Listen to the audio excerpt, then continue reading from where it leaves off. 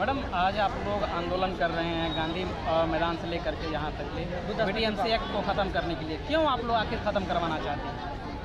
देखिए, कोई भी चीज़ है, अगर हम कह रहे हैं कि ये मेरा ज़मीन है, अगर ज़मीन किसी के हाथ में चला जाता है तो आप डिमांड करेंगे कि ना भाई वापस मुझे मिल जाना चाहिए। तो ये तो हमारा मतलब अपना इतिहास है, हमारा विरासत है जिसे हम वापस मांग रहे हैं। तो ये तो हमारा अधिकार है, हमें तो मांगना है ही। आज नहीं तो कल हमें तैयार होना ही है इसे मांगने के लिए। तो ये हम जो मांग रहे हैं ना, ये कोई मतलब गैर ज़रूरत चीज़ नहीं है या फिर बेगाना चीज़ नहीं है कि हम लोग यूँ ही मांग रहे हैं। ये हमारी विरासत है, तो हमें मांगना है और हम मांग रहे हैं। क्योंकि आप खुद ही सोचिए कि बुद्धिज़्म और ब्राह्मणिज़्म, ये दो जो ऐसे विचार है बिल्कुल एक दूसरे के अल्टर है, अगेंस्ट है। तो जब हम बात कर रहे हैं कि भाई ये हमारे हाथ में होना चाहिए, तो हम जो है ब्राह्मणी जो विचारधारा है उसके अगेंस्ट हम लोग जो बुद्धिज़्म है उसकी डिमांड कर रहे हैं। क्योंकि दोनों बहुत अलग है। एक पाखंडवाद में विश्वास रखता है, हम बिल्कुल साइंटिफिक सोच में विश्वास करते हैं। तो ये विचारधारा जो है, जो हमारा डिमांड है मांगने का, तो ये मतलब ज़रूरी है। देखिए, ये सवाल उठता है कि मैडम कि अगर कोई ब्राह्मण ही है और बुद्ध को फॉलो कर रहा है तो उसमें क्या तकलीफ है, क्या दिक्कत है? तो फिर आप लोग सेवा कर रहे तो क्या तकलीफ है, क्या दिक्कत है? ब्राह्मण एक तरीके से देखिए, आप उस पर विश्वास नहीं कर सकते हैं। अगर आप देखें आपके शोषण का कारण क्या रहा है, यहाँ के बहुजन, यहाँ के जो मूल निवासी है, उनका शोषण का कारण क्या रहा है, तो वही ब्राह्मण ही रहे हैं। क्योंकि उन्होंने अपने जो शास्त्रों से और शस्त्रों के द्वारा जिस तरह से हमारा शोषण किया है, तो आप उस पर कैसे विश्वास कर सकते हैं, कि रिलाय कैसे कर सकते हैं कि वो आगे चल कर के भी आपका जो इतिहास है या संविधान है या आपके जो अधिकार उनको ख़त्म नहीं करेंगे। तो एक अविश्वास सा बना रहता है उनके प्रति। तो उस अविश्वास को लेते हुए हम चाहते हैं कि भाई अब हमारा जो अपना अगर ब्राह्मण सच में हम उन पर रिलाय कर सकते, विश्वास कर सकते, तो वो हमारे लोगों को क्यों नहीं बनाता है? वो क्यों बुद्ध विहार के अगल बगल जो है वो मंदिरों को खड़ा कर रहा है और राम मंदिर और इस तरह की चीज़ों को कर रहा है? वो बाहर भी जाता है तो भाई कहता है कि हम बुद्ध के देश से आए हैं। वहाँ क्यों नहीं कहता है कि हम राम के देश से आए हैं, राम की धरती से आए हैं? क्योंकि कहीं ना कहीं वो झूठ को हमारे लिए है ना खड़ा कर रहा है। वो ये कहता है कि हम भी बुद्धिज़्म अपना करके और बुद्ध का सेवा करना चाहते हैं, लेकिन वो हमारे लोगों को क्यों नहीं बताते हैं कि बुद्ध कौन थे, उनकी विचारधारा क्या थी? क्यों नहीं वो बुद्ध को पढ़ाते? क्यों वो राम को पढ़ा रहे, रामायण पढ़ा रहे हैं स्कूलों में? अब खुद देखिए कि क्लास 10th का जो ये बिहार बोर्ड का जो किताब है उसमें राम के बारे में लिखा गया। क्यों नहीं बुद्ध के बारे में बताते हैं? क्यों सरस्वती के बारे में बता रहे हैं, सावित्रीबाई फुले के बारे में नहीं बता रहे? तो कहीं ना कहीं इनके दिमाग में वो षड्यंत्र अभी भी है कि आज नहीं तो कल ये हमारे चीज़ों को अपने अंडर ले लेंगे और हमारी विरासत को फिर से, आप खुद ही सोच सकते हैं कि ये जो महाबोधि टेम्पल जो है किस तरह से लोगों के नज़र में आया। अगर अंग्रेज़ यहाँ नहीं आते तो आज वो मिट्टी में दबा रहता।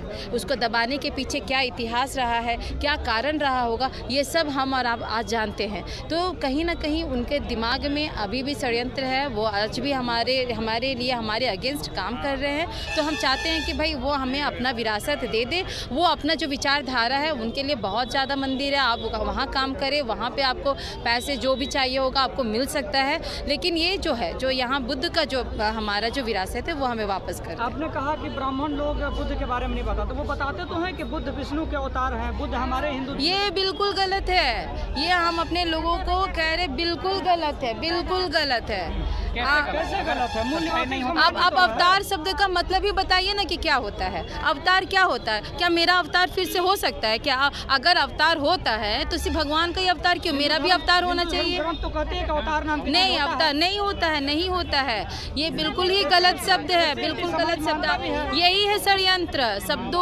शब्दों का जो खेल है ना, ये ब्राह्मण बहुत अच्छी तरह से जानते हैं। उन्होंने अपने आप को ब्राह्मण बनाया, तो ब्राह्मण का नाम सुनते ही आपके दिमाग में एक लगेगा कि भाई बहुत उच्च विचार के लोग, हाँ ब्रह्मा के अवतार। लेकिन जब वो डोम बोलता है तो अपने आप मन में एक घृणा पैदा हो जाता है कि अरे डोम है, चमार है, इस तरह का।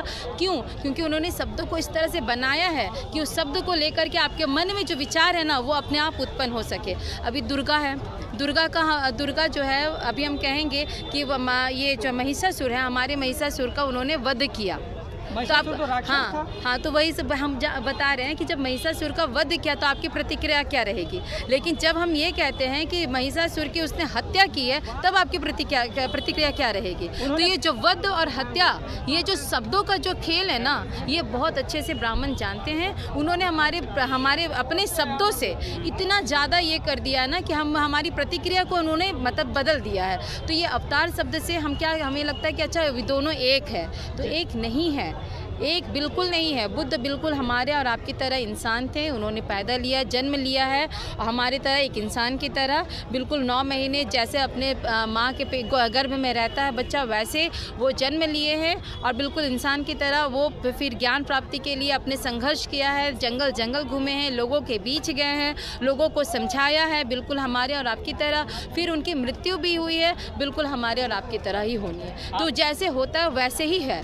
तो वो भगवान नहीं है, हम उन्हें बस कहते हैं कि उन्होंने बहुत अच्छी बातें बताई, उन्होंने सामाजिक जो शिक्षा दी है समाज को, वो दिया है। तो ये बिल्कुल अवतार की जो बात होती है ना, ये बिल्कुल गलत है, ये बिल्कुल गलत है। नकार रही है, लेकिन SC/ST समुदाय अवतार में विश्वास रखता है, वो पूजा पाठ करता है, उपवास करता है। आपकी जैसी महिलाएं हैं जो दुर्गा सप्तशती का पाठ करती है, नवरात्रि करती है, नवरात्रि आ रहा है। देखिए, हम बुद्धिज्म अपनाए हुए हैं तो हम पूजा कर रहे हैं नहीं। यहाँ पे जितनी महिला आई हैं वो बुद्धिज्म अपनाए हुए तो नहीं कर रही। जो हिंदू बनी वही तो अंतर है, यही अंतर है, यही अंतर है बुद्धिज्म और बाबा साहेब और बुद्ध को लोग भगवान तो मानते हैं ना। नहीं, भगवान का जो अर्थ है ना, वो भी अलग अलग तरीके से देखे। भगवान मतलब कि जिनको हम तोड़ नहीं सकते, जिनको हम अलग नहीं कर सकते, किसी भी स्थिति में वो जो विचार जो है ना, उसको तोड़ना मरोड़ना नहीं कर सकते हैं, वो होता है भगवान। लेकिन अगर आप ब्राह्मण की नज़र से देखेंगे तो भगवान का मतलब है कोई अवतार है, कोई इंसान ऐसा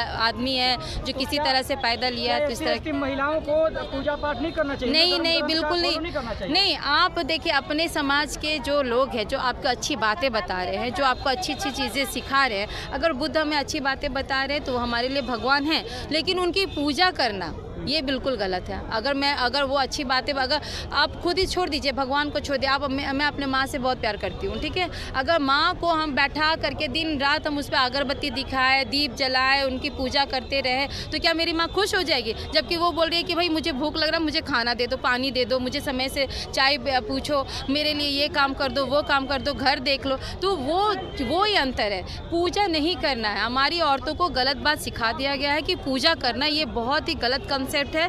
ये हमारी औरतों से के दिमाग से हटाना पड़ेगा। जिस दिन वो पूजा करना छोड़ेगी, उस दिन से उसे समझ में आएगा कि वो कहाँ पर थी, किस अंधेरे में थी। और वो पढ़ाई की ओर, शिक्षा की ओर, अपने आप को किस तरह से और आगे बढ़ाना है। अगर आप सोचिए कि अगर हमारी औरतें अगर दिन भर घर में रह रही है तो दिन भर वो क्या करती है? दिन भर अगर आप खाना काम जो करती है, जो हम कर रहे हैं वो भी कर रही होगी कि अपने बच्चे के लिए खाना बनाना, अपने पति को स्कूल ड्यूटी भेजना, स्कूल भेजना, ये सारा काम है दिनचर्या जो होता है एक महिला का। उसके बाद जो मेरे पास जो काम रहता है ना, वो पूजा पाठ नहीं रहता। थोड़ा किताब पढ़ते हैं, थोड़ा अपने जो महापुरुष है, जो अपने अच्छी किताबें होती है साइंस से रिलेटेड, बाहर से रिलेटेड, जिससे हमको ज्ञान मिले, वो किताबें पढ़ते हैं। अगर नहीं भी होता है तो हम कुछ बच्चों को अपने घर में बुलाते, कुछ बच्चों को पढ़ाते हैं, लिखाते हैं। नहीं होता है तो सिलाई बुनाई सीखते हैं, मतलब कि जिससे कि 2 पैसे हम भी कमा सके और हमारी हुनर को थोड़ा ये मौका मिल सके कि हम दिखा सकें। आखिरी सवाल आपसे, अभी जीवित पुत्री का त्यौहार आ रहा है, काफ़ी महिलाएं जो है सोचती हैं कि अगर हम अपने पुत्र के लिए उपवास नहीं करते तो हमारा पुत्र मर जाएगा, इस पर क्या कहेंगे? अब हम पूजा नहीं करते हैं तो भाई मतलब हम क्या ये अंधविश्वास ही है, इसे हम अंधविश्वास ही करेंगे। महिलाओं को क्या संदेश देंगे? महिलाओं को संदेश ये देना है कि अपने अंदर जो डर है ना, ब्राह्मण जो है 3 तरह का डर दिखाता है। अगर तुम पूजा नहीं करो, जो पूजा जो होता है ना, महिलाएं जो पूजा करती हैं, आप उनको ब्राह्मण जो है 3 तरीके से डराते हैं। एक तो ये कि भाई आपका अगर आप पूजा नहीं करेंगी तो आपका घर नाश हो जाएगा, नष्ट हो जाएगा, आपका मनोकामना पूरा नहीं होगा। दूसरा है कि अगर आप नहीं पूजा करेंगी तो आपके जो है बच्चे जो है उनकी मृत्यु हो जाएगी, अकाल मृत्यु, इस तरह की घटना हो सकती है। या तो फिर आपका घर परिवार धन दौलत ये सब खत्म हो जाएगा। तो इस तरह का उपवास करते हैं? जी बिल्कुल नहीं, ना अपने पति के लिए, ना अपने बच्चे के नाम सिंदूर भी, ना मेरे पति यहीं पर खड़े हैं, आप देख सकते हैं। जी हाँ, मेरे बच्चे हट्टे कट्टे हैं, 17 साल के हैं और स्कूल करते हैं बिल्कुल, और वो बुद्धिज्म को अपनाए हुए हैं। वो तो ये प्रूफ हो गया कि महिलाएं अगर इस चीज से अगर डर रही हैं, अगर ना भी करें, मुस्लिम महिला तो नहीं करती है तो उसका बेटा नहीं है। क्या मैडम? मुस्लिम महिला जब नहीं जितिया करती है तो क्या उसका बेटा जिंदा नहीं है? पूरी दुनिया में कोई पूजा नहीं करता, कोई महिला पूजा देखिए नहीं करती। यहाँ धर्म जो है, आज पेरियार रामास्वामी का जन्मदिन भी है। मैं पेरियार रामास्वामी के जन्मदिन पर मैं उनको श्रद्धा सुमन अर्पित करती हूँ और आपके चैनल को। फिर पेरियार रामास्वामी के जन्मदिन पर मैं बोल रही हूँ, विदेश में हम क्यों नहीं है, दूसरे में जाएं? राफेल जहाज का यहाँ उन्हीं को हटाने के लिए हुआ है। देश में विश्वकर्मा विद्वान पूजा नहीं होता है। वैज्ञानिक लोग ने रेल इंजन मोटर कार जितना भी आविष्कार किया, ये कहाँ से कौन ले आया विश्वकर्मा पूजा? आज पेरियार रामास्वामी का जन्मदिन है, देश में होना चाहिए ना। पेरियार रामास्वामी का है। और पूजा की जहाँ तक आप लोग बात बोल रहे हैं, ये विज्ञान लेके तुम आप इंटरव्यू ले रहे हो, किसने बनाया? धर्म में जो धोखा है, कौन से भगवान ने बनाया? धर्म है जो धोखा है, हाँ, और धर्म है जो गुंडों ने लागू किया और मूर्ख इसको ढो रहा है। सवाल पूछो। अधर्म हो रहा है, धर्म नहीं हो रहा है, धर्म के नाम पर अधर्म हो रहा है। और पूजा के मतलब होता है पूरा जानकारी होना। बुद्ध तो यही कहे थे कि किसी चीज को जानो तब मानो। तो हमारी महिलाओं को ढोंग और ढकोसला बताया गया, सही चीज का जानकारी नहीं दिया गया। यहाँ के लिए सारे देवी देवता जन्म लिए, जब पढ़ा लिखा आदमी नहीं था तब जन्म लिया। अभी क्यों नहीं पैदा ले रहा देवी देवता? ब्रह्मा ने सृष्टि पहले किया, अभी क्यों नहीं कर रहा?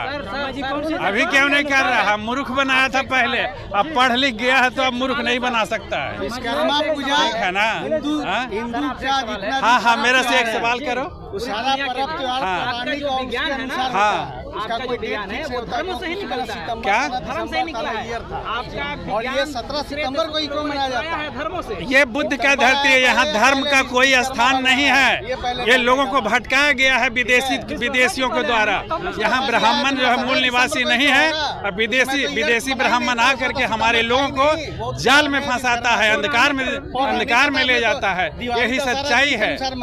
हाँ, क्या जो महिलाएं विदेश में ये क्या आता है पर्व जितिया, और क्या ये बर पूजा विदेश में नहीं होता है। जो महिलाएं बर पूजा यहाँ नहीं करते, क्या उसका क्या वो जो महिलाएं बर पूजा करती है वो विधवा नहीं होती है क्या?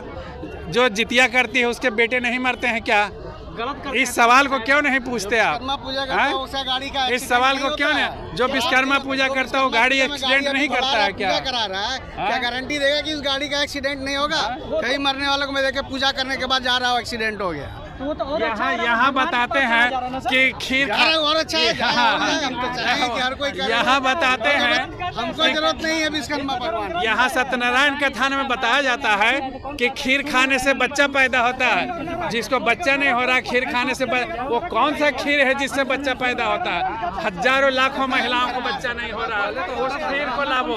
ब्राह्मण से मैं पूछता हूँ कि वो खीर कहाँ है जिससे बच्चा पैदा होगा? नहीं, मैं कह रहा हूँ कि सूरज की रोशनी से कर्ण पैदा लिया। वो कौन सी महिलाएं हैं जिसको सूरज की रोशनी से बच्चा पैदा होगा? वो ब्राह्मण बताएं। वो नकली ढोंग बना करके और सूरज से बच्चा पैदा करवाता और खीर से बच्चा पैदा करवाता है। वो कहाँ है सूरज से बच्चा पैदा करने वाला विज्ञान, और कहाँ है वो खीर से बच्चा करने वाले इसका विज्ञान, ब्राह्मण का विज्ञान? से सारा चीज चोरी किया है। हमारे बौद्ध धर्मों से चोरी किया है। सनातन कोई धर्म नहीं है, बौद्ध धर्म सनातनों, बौद्ध से ही चोरी किया हुआ इसका धर्म है। इसीलिए मैं अपने समाज को जगा रहा हूँ। जो बौद्ध मंदिर है पर जिस तरह से ब्राह्मणों का कहा जा रहा है कि कब्जा है, इसको लेकर क्या? जो बुद्धि प्राप्त करने से, ज्ञान अर्जन करने से जो रोकता है उसे अधर्म कहा जाएगा, धर्म नहीं है। ब्राह्मण सबसे श्रेष्ठ होता है, बुद्धि नहीं देता है। वो सबसे नीच है। गोबर का गणेश बनाकर पूजा करो तो गोबर गणेश बने रहो। गोबर वो अभी भी आचार्य हैं, वो बताते हैं कि गोबर जो गाय देती है उसमें जो गेहूं का दाना निकलता है उसके पीस के खाइए, बच्चा हो जाएगा। तो बीमारी होगा, मर जाएगी। तो भाई आप देखिए, हमारी महिलाएं ना बहुत मासूम भी है, लेकिन जिस दिन वो असलियत जान जाएगी ना, तो उस जो बोलता है ना उल्टा, उसको ऐसा पिटाई करेगी ना कि बेचारा बाप बाप करते हैं ना, मुंह छिपाते फिरेगा लेकिन उसको जगह नहीं मिलेगा।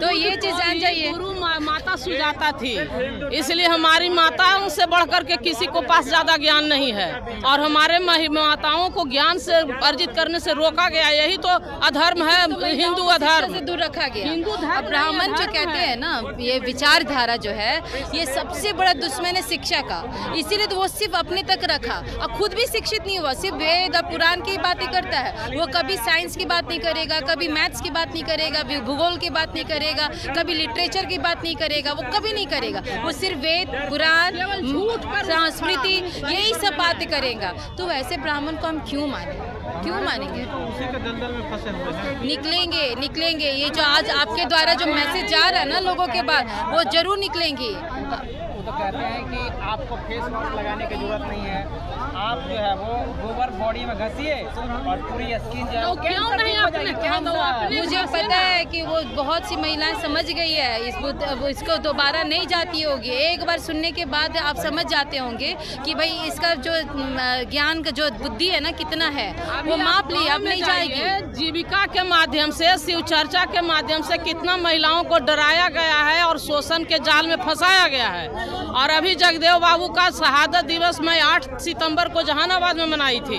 बहुत सारी महिलाएं मेरे पास आई, बोली कि मैडम हमको ऊपर ऋण है, कर्ज है, जीविका के माध्यम से हमको कर्ज में डुबाया गया, हम कैसे मुक्त हो गए। हम बोले कि तो शिव चर्चा कीजिए, कर्ज मुक्त हो जाइएगा। तो कहा कि नहीं ये तो नहीं होगा। तो हम कही तक कैसे होगा? तो फिर आ गई संविधान पर, कानून से होगा। जब महिलाओं को नीतीश कुमार और नरेंद्र मोदी रोजगार नहीं दिए तो फिर वो 10 रुपया कहाँ से ले रहे थे महिलाओं से? तो ये महिलाओं का सबसे बड़ा शोषण जीविका के माध्यम से हो रहा है और जीविका के माध्यम से शोषण को छिपाने के लिए शिव चर्चा कराया जा रहा है। उससे मुक्त करने के लिए सारी जीविका के महिलाओं को सरकार को कर्ज माफ करना होगा और स्वरोजगार के तहत 2-2 लाख जो देने की बात कर रहे हैं वो देना होगा। ये लड़ाई मैं लड़ रही हूँ पूरे बिहार स्तर पर, इसलिए आपके चैनल को भी बहुत बहुत धन्यवाद।